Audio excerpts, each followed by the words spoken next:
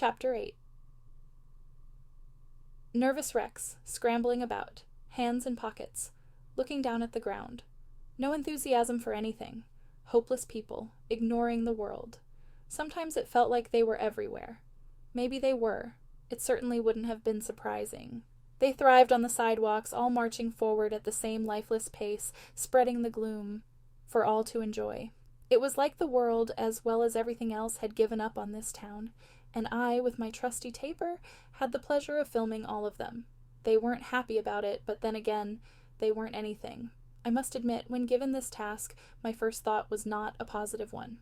It may have been something along the lines of, "Oh God, why am I doing this?" or "Please, they must be joking," or even, "Why does everybody else seem so confident right now, whereas I sit here and talk about how horrible this place is? I mean, we all live in the same little town. Perhaps this is all some sort of illusion, and I am the only depressed person here." Tapers was never depressing. It was perhaps the only place where that feeling did not exist in any way, shape, or form. And sometimes they even had music playing. Those were usually good days. Camlander never had music playing. Walking into that store was like crawling into a corner and dying. Maybe that's why people liked it so much. The most that I could have done was tape nothing. Maybe that was the best choice, because other than that, the only reasonable action would have been to give up and forget about it. And that didn't sound like a very good idea, looking back at how much time I wasted. Hint, it's a lot of time. I lifted the camera up and began recording. The beings on the sidewalks took no interest. A few of them looked over and pretended to ignore me, like they were ashamed to have cared about something. I guess that's what I would have done as well, if my reputation of being a loser was in jeopardy.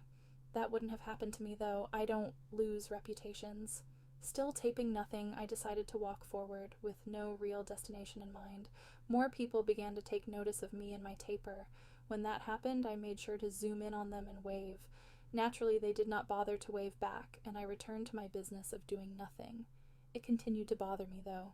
None of this was interesting. Nobody was going to care.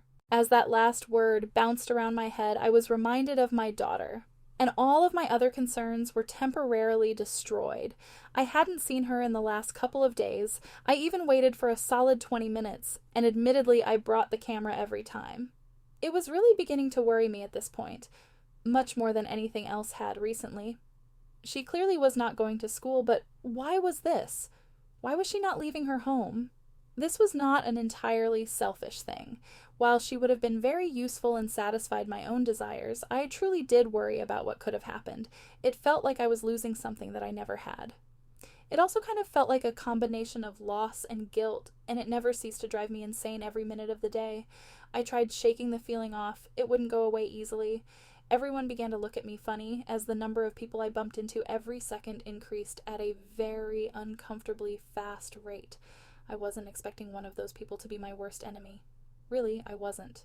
In general, this isn't something you would think is likely to happen.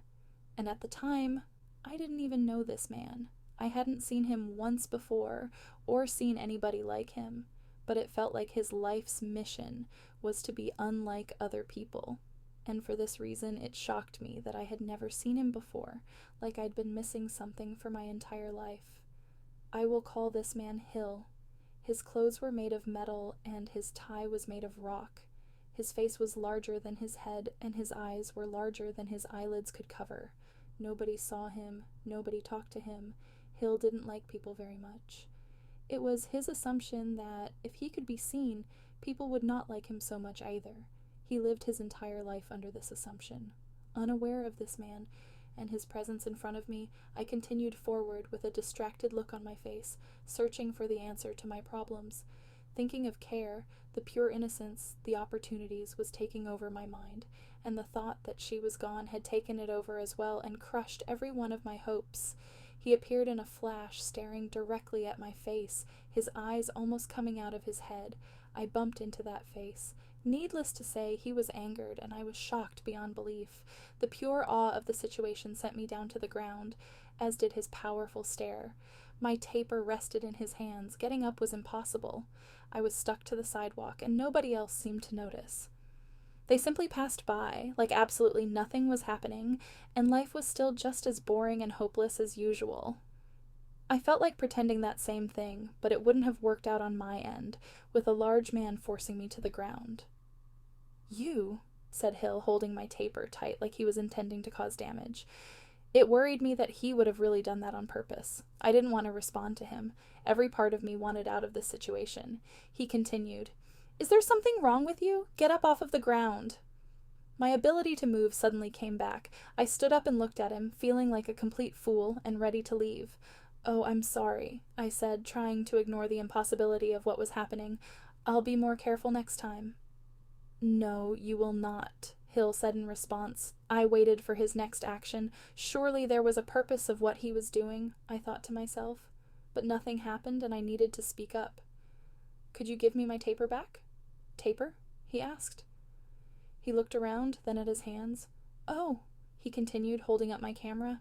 This thing? Yes, I said, nodding. Give it back, please. It's mine. I reached out my hands to take it, faking a smile to pretend I wasn't completely freaked out. No, he said.